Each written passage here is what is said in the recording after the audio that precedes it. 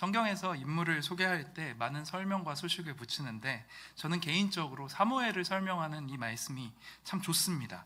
여호와께서 그와 함께 계셔서 그의 말이 하나도 땅에 떨어지지 않게 하시니. 세상에 똑똑한 사람들이 많을 겁니다. 세상 뒤져보면 얼마나 똑똑한 사람들이 많겠습니까? 그러나 사무엘은 한 차원 위죠. 왜냐하면 하나님께서 그 뒤에 딱 버티고 계셔서 사무엘의 말을 떨어지지 않게 해주신다고 합니다. 그러면 누가 당하겠습니까? 그래서 저는 우리 아이들을 위해서 기도할 때 이 사무엘처럼 그 말이 땅에 떨어지지 않는, 그렇게 하나님을 힘입는 그런 사람이 되게 해달라고 기도를 합니다. 그래서 오늘 우리 함께 말씀을 나누는 우리 하나님을 예배하는 우리 모든 성도님들의 자녀에게, 또 우리들에게 하나님께서 이런 동일한 은혜를 부어주시기를 축복합니다. 맹모 삼천지교라는 말이 있습니다. 아이들이 자라는데 환경이 참 중요하다, 이런 이야기이죠. 저도 어렸을 적에 어머니가 이야기를 해주시는데 한 3살 때 4살 때 이쯤에 처음으로 장례식을 봤다고 합니다. 장례식이 끝나고 집에 와서 장난감통을 머리에 뒤집어 쓰고 지팡이를 짚고서 아이고 아이고 하다가 이제 나중에는 그 이장희라는 가수의 울고 싶어라를 그렇게 열심히 부르더라는 그런 얘기를 들은 적이 있습니다. 제가 한 3년 정도 선생으로 나갔던 그 대안학교가 있습니다. 지우국제학교라는 학교인데, 이 학교는 몇 번 이사를 했지만 언제나 산골짜기에 이렇게 학교를 뒀습니다. 그래서 처음에 이 학교로 갔을 때는 저기 가평에 비포장 도로를 한 3-4km 정도를 달려야지 학교가 있었습니다. 이렇게 학교를 산에 놓은 이유는 이 학생들에게 좀 이 타락한 세상의 문화에 좀 물들지 않게 하기 위해서 이렇게 했다고 합니다. 그래서 여기 있는 학생들은 뭐 핸드폰이나 인터넷, TV 이런 것을 학교에서 공부하는 내내 일절할 수가 없었습니다. 그래서 이 학교 출신 아이들의, 제 제자들의 생각도 믿음도 참 순수했는데 또 일장일단이 있습니다. 어떤 아이들은 이제 학교를 졸업하고 나서 배운 믿음을 굳건히 지키기도 했지만, 어떤 아이들은 물 만났다 하고 아주 세상 속으로 뛰어 들어갔던 아이들도 있었습니다. 세상 문화가 참 심각하죠. 이렇게 좀 단절시켜야 된다는 의견이 있을 정도로 심각합니다. 얼마 전에 친한 작가의 전시회에 가서 이런저런 이야기를 나눴는데, 여러분 잘 아시는지 모르겠지만 이렇게 예술가들이 모여서 이야기를 나누다 보면 굉장히 당연스럽게 성에 대한 이슈들이 나오게 됩니다. 그냥 보통의 요즘의 예술가들이 생각하는 것들은 성에 대한 어떤 편견과 고정관념을 부숴야 한다는 이야기들을 많이 합니다. 이 얘기가 노골적으로 얘기하면 뭔지 아시겠죠? 동성애에 대한 이야기를 하고 있는 겁니다. 성의 정체성이 다양하다고 말을 합니다. 그래서 여러 가지 이것에 대한 사회운동을 하는데요. 그 사람들이 정말 이 세상 문화가 이렇게 흘러가구나만 해도 그래도 납득이 된다기보다는 어느 정도 이해가 되는데, 어떤 기독교인들도 이 동성애가 타당하다는 편에 서서 이야기를 하는 곳도 있습니다. 그러니까 이런 것까지 우리가 생각을 해봤을 때 우리가 살아가고 있는 이 세상의 문화가 얼마나 심각한 지경에까지 이르렀는지를 우리가 잘 알 수 있겠죠. 그래서 우리가 살고 있는 세상, 우리 아이들이 자라갈 이 세상은 영적으로 굉장히 위험 상태에 있다고 말할 수 있겠습니다. 그런데 여러분, 사무엘이 살던 시대도 이렇게 영적인 위험 상태에 있었다는 것 알고 계십니까? 사무엘상의 시작은 사무엘의 출생에 대한 이야기로부터 시작이 됩니다. 이때는 역사적으로 보자면 사사기, 룻기 지나서 이 혼란한 시기, 범죄와 징계, 회개가 짧은 주기로 계속해서 반복되던 혼란한 시기를 지나고 있는 중이었습니다. 이러한 악순환은 사무엘의 때까지 계속되고 있었는데요. 이 시대상을 한마디로 설명하는 이름이 있다면 이가봇이라는 이름일 겁니다. 사무엘이 자라던 당시의 사사는 엘리였고요. 그리고 두 아들이 그 일을 나눠서 하고 있었습니다. 우리가 잘 알고 있는 것처럼 홈니와 비느하스였죠. 이 세 사람 중에 하나님의 사람은 한 명도 없었습니다. 엘리도 영적으로 둔했고요. 홈니와 비느하스는 하나님 앞에서 많은 죄를 지었죠. 이 홈니와 비느하스가 이스라엘의 군사들을 이끌고 블레셋과 전쟁에 나섰다가 참패를 당하고 돌아옵니다. 그리고 생각해낸 것이 무엇이냐면, 이렇게 지니까 이기기 위해서 언약궤를 들고 전쟁에 나가야겠다는 생각을 하게 됩니다. 언약궤는 이스라엘 역사에서 의미가 있는 물건이죠. 언약궤의 신비로 말하자면 언약궤를 만지는 사람은 누구든지 죽고요. 그 이스라엘 백성이 가나안 땅을 점령하기 위해서 요단강을 건널 때 언약궤를 들고 강에 들어갔더니 강이 반으로 갈라졌습니다. 그러나 이 모든 신비는 언약궤 자체가 아니라 언약궤와 함께 하시는 하나님의 능력이었죠. 그러나 혼란한 시대의 이스라엘의 사사들은 하나님은 잊어버리고 언약궤만을 들고 전쟁에 나가는 겁니다. 그러니까 진짜 들고 나가야 하는 것은, 들고 나간다는 표현이 그렇지만 하나님과 함께 가야 되는데 하나님과 함께 가지 않고 언약궤만 들고 나간 것이죠. 결과는 어땠을까요? 더욱 처참한 패배였습니다. 이전의 전투에서는 4,000명이 죽었는데 언약궤를 들고 나갔던 전투에서는 3만 명이 죽게 됩니다. 그리고 홈리와 비느하스도 그곳에서, 그 전쟁에서 죽습니다. 언약궤는 블레셋에게 빼앗겨버리고 말죠. 이 소식을 들은 엘리 제사장은 의자에 앉았다가 넘어져서 목이 부러져서 죽게 됩니다. 그런데 이 가문에 남자가 한 명 더 남았던 것 같아요. 그게 누구냐면 비느하스의 뱃속에 있었던 비느하스 뱃속에 있으면 안 되죠. 비느하스의 아내의 뱃속에 있었던 아이입니다. 이 잉태 중에 남편이 죽었다는 소식을 들은 비느하스의 아내는 충격으로 산통을 느끼게 됩니다. 그리고 사력을 다해서 아이를 낳았습니다. 산파가 아이가 아들이라고 알려주지만 이 비느하스의 아내는 아이의 얼굴도 보지 않고 이 아이는 이가봇이다 라는 이름만 짓고는 죽어버렸습니다. 이가봇, 이 이름의 뜻은 영광이 떠났다, 이런 뜻이죠. 그러니까 이 비참한 가문의 이야기는 하나님의 영광이 떠나버린 이스라엘의 처참한 시대상을 그대로 보여주고 있는 이름입니다. 그러나 이 집안의 이야기가 진행되는 동안 하나님께서는 또 다른 이야기를 써내려가고 계셨는데요. 이 이야기는 사무엘의 어머니인 한나의 기도로부터 시작되는 이야기입니다. 사실 이 한나의 집안, 사무엘의 집안도요, 여러분 별다를 것이 없는 집안입니다. 사무엘의 아버지의 이름은 엘가나였는데요. 이 엘가나는 원래 뼈대 있는 레위 지파의 집안입니다. 그렇지만 혈통의 자랑이 지금의 엘가나랑은 전혀 상관이 없습니다. 왜냐하면 엘가나는 본인이 제사장임에도 불구하고 2명의 아내를 거느리고 사는 것이 아무렇지도 않았던, 그러니까 그 시대의 문화와 별반 다르게 살지 않았어요. 그냥 그 시대의 문화 그대로 살아가던 평범한 사람이었기 때문이죠. 그러나 하나님께서는 혈통이 아니라, 가문이 아니라, 능력이 아니라 기도로 사무엘을 준비시키십니다. 아이를 갖지 못하여 서름을 당하던 한 여인의 간절함에 응답을 하시는 것이 그 시작이었고요. 그리고 이 한나의 기도를 통해서 이 어두운 사사시대의 막을 내리고 새롭게 빛나게 될 다윗 왕조의 문을 여는 시대의 선지자가 등장하게 되는 것이죠. 신학교에 가보면 신학교에 입학한 사람들은 크게 2가지의 케이스가 있습니다. 여러분 아십니까? 신학교 온 사람들은 너 왜 이렇게 하나님께 드렸냐? 왜 신학교에 왔냐? 라고 교수님이 물으면 첫 번째 케이스는 이런 케이스입니다. 제가 하나님께 서원했습니다. 하나님께 저를 드리기로 약속했습니다. 이게 1번이고요. 2번이 저희 엄마가 저를 하나님께 드리기로 약속했습니다. 이게 2번입니다. 제가 바로 2번입니다, 여러분. 네. 제가 어렸을 때 이제 낳자마자 이게 키로수가 4.9kg였어요. 그러니까 얼마나 초우량한지 아시겠죠? 굉장히 우량하였는데 아버지께서 농사를 지으시던 광양에서 제가 태어났거든요. 좀 이렇게 의료 환경이 좋지 못한 곳에서 아이를 낳다 보니까 이게 머리 뒤쪽에 모세혈관이 터졌었대요. 그래가지고 이제 어머니께서 애가 이렇게 크게 나와가지고 되게 기뻐하셨었는데, 왜냐면 저희 형은 팔삭동이거든요. 그러니까 형을 낳았을 때는 아주 작은 아기가 나왔고 이렇게 쪼글쪼글하고 그랬는데 저는 다 큰 아기가 나왔더래요. 그래서 너무 기분이 좋으셨는데 애가 점점점 쪼그라들고 뭘 이렇게 줘도 먹지를 않고, 이제 그래가지고 왜 그럴까 그러고 얘를 이렇게 들이쳐봤더니 머리 뒤에 이렇게 피주머니가 이렇게 맺혀 있더래요. 그래서 얼른 병원에 데리고 가서 이제 얘를 좀 살려주십시오. 그랬더니 병원에서 이제 이 아이는 살아도 좀 문제가 많을 거고, 여러 가지 이상이 많을 거고 아마 죽을 거다, 이렇게 이야기를 하더래요. 그래서 저희 어머니가 그 금기시되는 그 기도 있지 않습니까? 주님, 이 아이를 살려주시면 하나님의 종으로 드리겠습니다. 저랑은 상의도 없이, 좀 상의를 하셨으면 좋았을 텐데 저랑은 상의도 없이 저를 그렇게 하나님께 드려버리신 거 아니겠습니까? 그래서 제가 바로 2번입니다. 2번이라서 그냥 저희끼리 우스갯소리로 교수님이 그런 얘기를 하세요. 너 왜 신학교 왔어? 엄마가 서운해서요. 그러면 이제 너 가고 니네 엄마 오라 그래요. 이제 이런 농담을 하곤 하는데 제가 바로 그런 케이스였습니다. 그런데 사실 저뿐이 아닙니다. 저희 어머니께서는 저희 집안 전체를 통틀어서 처음으로 이제 예수님을 믿으신 분인데, 중학교 때 믿음이 너무 뜨거우셔서 하나님, 내가 목회자와 결혼해서 사모가 되겠습니다 하고 본인이 서원을 하셨습니다. 그랬는데 나이는 먹어갔는데 사모의 자신이 점점 없어지신 거예요.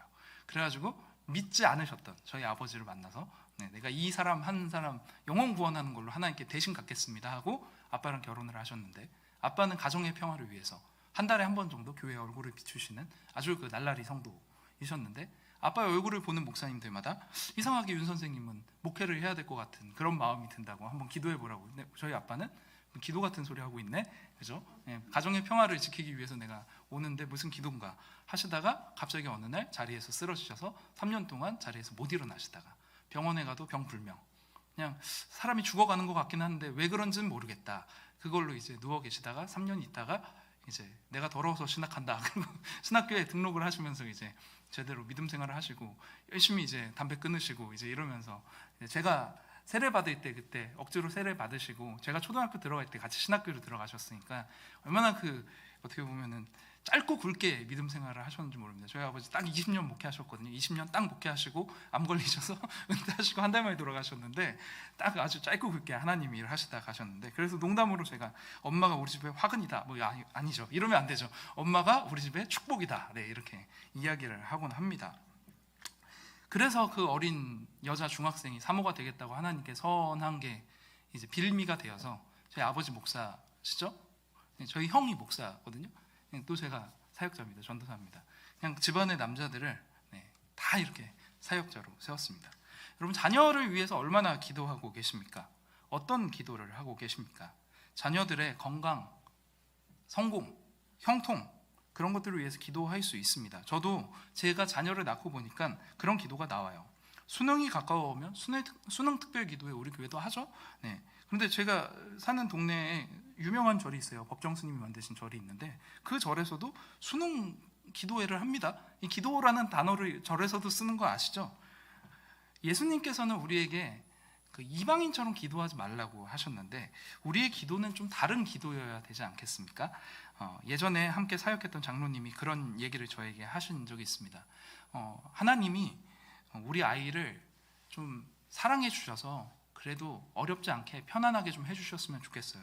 뭐 이런 말씀을 하신 적이 있는데, 이게 과연 정말 우리가 아이를 위해서 해야 하는 첫 번째 기도가 맞을까요? 남들보다 성공하고 부유하고 돈 많이 벌고, 우리가 아까 분명히 이 세대는 악한 세대고 어두운 세대라고 말을 했는데, 자녀들을 위해서 기도를 할 때 우리가 우리의 자녀들이 이 어두운 세대, 악한 세대의 왕이 되게 해달라고 기도를 한다면 그것이 과연 옳은 기도일까요? 그런데 왜 우리는 그런 생각을 자꾸 하게 될까요? 그것이 편한 길이기 때문이죠. 사실 이건 바른 기도가 아닙니다. 한나의 기도는 좀 다른 기도였습니다. 무엇이 다른 기도였을까요? 한나는 기도를 통해서 하나님께서 주신 그 아들을, 기도를 해서 하나님께서 아들을 주셨잖아요. 그 아들을 다시 하나님께 드렸어요. 그런 기도였다는 거예요. 하나님께 한나가 아이를 구할 때 왜 구했을까요? 그냥 출산을 한번 경험해보고 싶어서 이 아이를 구했을까요? 그렇지 않죠. 아이를 구하는 부모의 마음에는 꿈꾸는 것들이 있는 겁니다. 저도요, 자녀가 있지만 그 제 자녀는 코로나로 한 일주일을 격리하다가 오늘 처음으로 이빨이 빠졌습니다. 아랫이빨이 이렇게 빠졌어요. 그래서 웃는데 너무 바보 같아요. 그런 거 보면 얼마나 귀엽습니까? 사실 부모가 그런 재미로, 그런 기쁨으로 아이를 키우는 건데, 한나도 그런 꿈을 꾸지 않았겠습니까?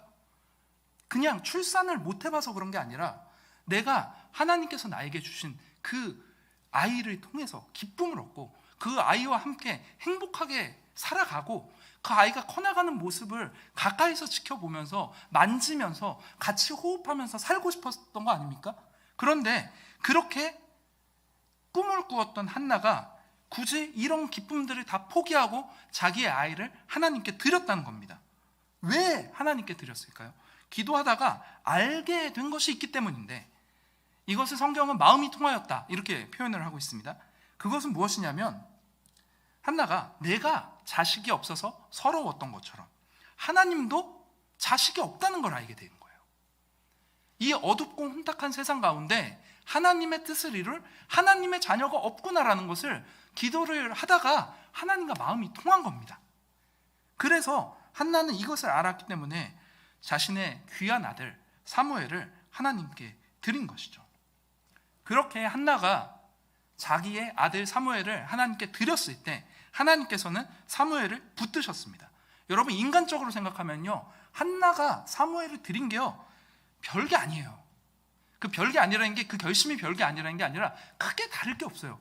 왜냐하면 드려봤자 누구한테 갔냐면 엘리한테 갔어요. 여러분, 엘리한테 무슨 선한 게 있습니까? 하나님이 부르시는 것도 알아채지 못하는 이 우둔한 스승 밑에서 무슨 영성 훈련이 되겠습니까? 홈리와 비나하스가 제물에 손을 대고 수종드는 여인들을 희롱할 때 사무엘이 그것을 보면서 자랐을 거 아니에요. 맹모삼천지교라고. 그걸 보면서 자란 사무엘이 뭘 보고 뭘 배웠겠습니까? 사무엘을 위대한 선지자로 만든 것은 과연 환경입니까? 그럴 수가 없죠. 엘리의 집이나 엘가나의 집이나 사실 도찐 개찐에 정상적인 사람이 하나도 없고 배울 게 없어요.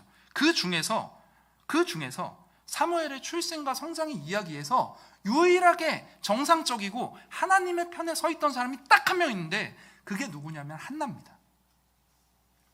한나 한 사람으로 인해서 사무엘과 같은 걸출한 선지자가 세워졌다는 것을 여러분 믿으십니까? 사랑하는 아들을 1년에 한 번 만날 때 옷을 지어갔습니다. 한나가 옷만 지어갔겠습니까? 한나가 그냥 사무엘 번듯하게 입히고 싶어서 그렇게 키웠겠습니까? 그런데 성경을 보면 한나가 사무엘을 위해서 뭐 어떤 엘리트 교육을 시킬 수가 없었다고요. 그 한석봉 어머니처럼, 야, 나는 떡을 썰 테니 너는 글을 써라 하면서 붙잡아 놓고 가르칠 시간이 없었어요. 한나는 뭐 했냐면 기도했습니다. 그냥 단지 기도했던 거예요. 그 기도가 사무엘을 세웁니다. 바꿔서 말하자면 하나님께서는 어떤 교육이냐, 어떤 스승이냐, 어떤 환경이냐에 맞춰서 자기의 일꾼을 세우시는 게 아니라 이 아들을 위한 엄마의 간절하고 깊은 기도를 통해서 사무엘을 세우셨다는 겁니다. 기도에 대해서 큰 오해 두 가지가 있습니다. 첫 번째는 기도하면 다 이루어진다, 이런 오해입니다. 기도를 세게 하면 더 빨리 이루어진다. 하나님은 자판기가 아니죠. 그렇게 뭐 기도한다고 다 이루어지는 게 아닙니다. 뭐 두 번째는 또 반대편에서 하나님의 뜻은 이루어질 것이지 뭐 내 기도가 거기에 뭐 그렇게 큰 영향이 없다, 가만히 하나님은 놔드려도 알아서 다 이루신다. 아닙니다. 하나님은 그렇게 의미 없는 주문으로서 기도를 우리에게 요구하지 않으십니다. 하나님은 기도를 통해 일하시는 분이심을 믿으시기를 소망합니다. 여러분, 자녀를 위해서 기도하고 있습니까? 어떤 기도하십니까? 우리의 자녀들이 이 어두운 세대에 막을 내리고 영광스러운 하나님의 새 시대를 여는 사람으로, 그런 사람으로 주님께 드리겠다고 그렇게 기도하고 계십니까? 정말 하나님께 드렸냐고 여러분께 도전하는 것입니다. 저희 부부가 처음 아이를 가졌을 때 함께 기도하는 집사님들이 저희한테 한번 물어봤습니다. 아이를 어떤 아이가 되기를 바라세요? 어떻게 키우고 싶으세요? 그래서 저는 어떤 대답을 하는 게 가장 저의 좀 뭐랄까, 제 생각의 핵심일까를 고민하다가 이런 대답을 했습니다. 저희 아이는 잘 사는 아이 말고 잘 죽는 아이가 되게 해달라고 그렇게 기도하면서 키우려고 합니다. 지금 세상이 하나님 믿는다고 총을 쏘진 않고 칼을 들이대진 않지만 이 믿음 때문에 사회적으로 어떤 외면, 어떤 사회적 사형 선고 받을 수 있죠. 우리 아이가 자라나면 더 심해지겠죠. 그때마다 살기 위해서 세상의 풍조를 따르는 아이가 되는 것이 아니라 작은 일에라도 순교의 마음으로 하나님의 법을 따라서 살아갈 수 있는 믿음을 가진 아이가 되게 해달라. 이게 저희가 처음 아이를 가졌던 첫 마음이었습니다. 그런데 저는 제 딸만 이렇게 가르치고 싶은 마음이 없습니다. 교회가 가족이죠. 그러면 교회에서 자라나는 아이들 다 제 아들이고 딸들입니다. 저는 그 아이들도 무조건 그렇게 가르칠 생각입니다. 동의하십니까? 아멘입니다. 그렇게 가르쳐야 되는 겁니다. 교회는 아이들이 그럼 공부 잘해야 돼요. 공부 못하라고 응원하는 데가 교회 아니거든요. 그 돈도 잘 벌어야 됩니다. 돈 못 벌어라 하고 이렇게 막 주문 거는 게 교회가 아니라 그거보다 더 귀한 걸 가르쳐야죠. 공부보다 귀한 나의 예수님, 성공보다 귀하신 나의 주님, 그분을 따라서 살아가는 방법을 가르쳐 주는 것이죠. 혹시 그렇게 살다가 우리의 믿음의 삶이 어떤 사회적인 벽 앞에 가로막힐 때 그것을 피해가기 위해서 믿음을 타협하는 그런 사람으로 길러서는 안 되는 것이겠죠. 우리 동원교회가 길러야 하는 사람, 동원교회가 배출해야 하는 사람 누구겠습니까? 사무엘이죠. 사무엘입니다. 이 어둡고 혼탁한 시대 속에서 하나님의 뜻을 이룰 하나님의 자녀가 바로 우리 동원교회에서 나와야 됩니다. 크기나 규모나 환경이나 돈의 액수나 이런 것이 중요하지 않다는 것은 우리가 충분히 알겠죠. 중요한 것은 우리 교회가 함께 다음 세대를 준비하느냐가 진짜 중요한 겁니다. 그래서 먼저는 기도해야겠습니다. 하나님의 사람은 기도로 세워지는 것이죠. 그리고 사랑도 필요합니다. 우리 아이들 많이 사랑해주고 아이들은 문제가 많습니다. 언제나 문제가 많습니다. 문제 때문에 아이들이 이 사랑에서 멀어지지 않도록 그냥 정말 우리가 받았던 사랑 그대로 구제불능인 우리를 사랑해 주셨던 예수님의 사랑 그대로 우리도 다음 세대를 사랑으로 부어주시는 것이죠. 조금 더 관심을 갖고 부임했을 때 우리 교육부서실 보고 엄청 놀랐습니다. 너무 좋아요. 그잖아요. 유초등부실도 너무 좋고 청소년부실도 너무 좋고 다 너무 좋습니다. 이런데 막 아이들이 북적북적하고 막 뛰어댕기고 그죠? 난리치고 저는 제가 사역하면서 목표 중에 하나가 우리 장로님들 권사님들께 이렇게 컴플레인 받는 겁니다. 전사님 애들 좀 그만 뛰게 하세요 이런 얘기 있잖아요. 애들 저 어떻게 해요? 이런 컴플레인 받으면서 애들은 야 뛰지 말래 막 이제 이런 소리 하면서 정말 그런 북적북적한 날이 또 코로나 때문에 우리가 되게 추억하자면 멀지 않습니까? 빨리 돌아와야 되겠죠. 저 혼자 해나가는 것이 아니라 우리가 함께 우리에게 맡겨진 사명으로 사무엘을 세워나가는 것이 우리라는 것을 기억해야 될 것입니다. 우리 젊은이들은 우리 청년들은 사무엘이 돼야 됩니다. 이 얘기를 제가 여기 본문에 쓰면서 좀 서글펐어요. 왜냐하면 제가 불과 얼마 전까지만 해도 사무엘이었거든요. 근데 이제 쓰다 보니까 이렇게 되더라고요. 이제 우리가 한나가 돼줄 테니까, 그죠? 우리 젊은이들은 사무엘이 돼야 됩니다. 정말 어둡고 혼탁한 세상 가운데 그대들의 뒤에 하나님 딱 계셔가지고 입에서 나오는 말은 다 떨어지지도 않는 진짜 하나님이 굳게 붙드셔. 누가 봐도 야, 저 사람은 하나님의 사람이구나 그냥 인정이 되는 그런 믿음의 사람들 꼭 되셔야 됩니다. 알겠죠? 우리 한나가 되고 사무엘이 좀 슬프네요. 이런 얘기하니까 저도 사무엘 돼도 될까요?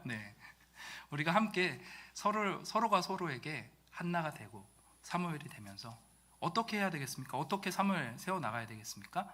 우리가 한나처럼 나의 귀한 것을 먼저 드리면서 그냥 기도에 그 시간만 늘린다고 한나가 되는 것이 아니라 내가 먼저 나의 가장 기쁨이며 나의 가장 귀한 그것을 하나님께 아깝지 않게 드리는 믿음으로 살아갈 때 우리의 자녀들이 정말 이 시대를 밝게 비추는 일꾼이 되는 겁니다. 이런 믿음을 갖고 함께 우리 동원교회 가운데 손잡고 나아갈 수 있는 우리 모든 성도님들 되시기를 예수님의 이름으로 축복합니다.